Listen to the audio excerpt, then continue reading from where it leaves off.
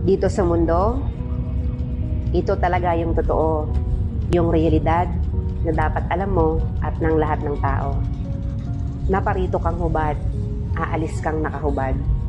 Dumating kang nangihina, lilisan kang mahina. Iniluwal kang walang salapi at mga bagay, maglalaho kang walang salapi at mga bagay. Ang una mong paligo, may naghugas sa iyo.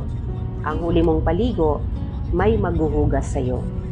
Ito ang buhay, kaya bakit labis ang mali siya, ang inggit, ang pagkamuhi, ang galit at pagkamakasarili. Maging mabait sa lahat at gumawa ng kabutihan.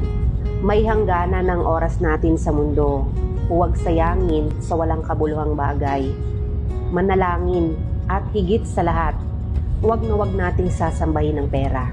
Dahil kahit anong dami ng pera mo o ng ari-arian mo, kapag binawi ng Diyos ang buhay mo, iiwan mo rin yan at hindi mo madadala sa iyong pupuntahan. At sa halip, tumulong ka sa kapwa mo, tulad ng pagtulong ng Diyos sa atin nung siya'y nagkatawang tao, matubos lang ang mga kasalanan natin.